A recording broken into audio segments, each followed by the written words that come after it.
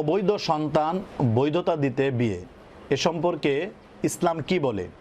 সন্তান বৈধ হবে কি? এ ব্যাপারে প্রথম কথা হচ্ছে, ইসলাম বিবাহপূর্ব অবৈধ প্রেম, ভালোবাসা বা শারীরিক সম্পর্ক সম্পূর্ণরূপে হারাম করেছে। সুতরাং কোনো ব্যক্তি যদি শয়তানের প্ররোচনায় পড়ে যে কোনো কারণে কোনো মেয়ের সাথে অবৈধ সম্পর্কে জড়িয়ে পড়ে এবং যদি তারা শারীরিক সম্পর্ক গড়ে ফেলে এবং ইহার মাধ্যমে যদি ওই নারীর গর্ভে কোনো সন্তান চলে যায়, তাহলে নিঃসন্দেহে তারা যে কর্মটা করেছে এই কর্মটা অবৈধ এবং হারাম কাজ করেছে, এবং যে গর্ভের যে সন্তানটি সেই গর্ভের সন্তানটিও হারাম, অবৈধ।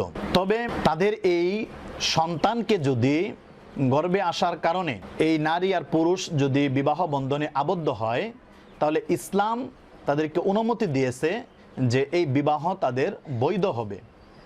এবং যেহেতু পেটের সন্তানটা অবৈধ সম্পর্ক করেছিল তারই সন্তান, এজন্য বিবাহ করার পরে সংসার করাও তাদের জায়েজ হবে এবং ওই সন্তানটি সেই পিতার হিসেবেই গণ্য হবে।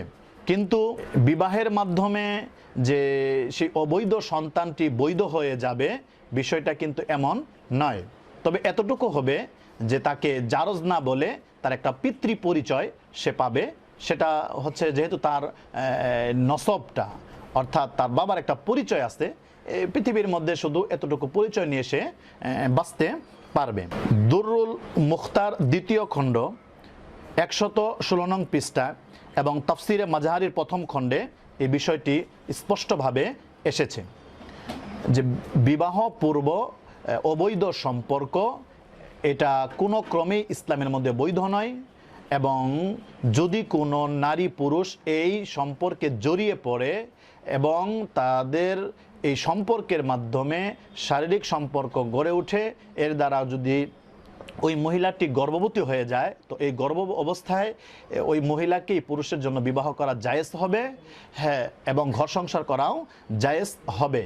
তবে ওই সন্তানটি যেহেতু অবৈধ কাজের মাধ্যমে পেটের মধ্যে এসেছে, সন্তানটি অবৈধ হিসেবে হবে।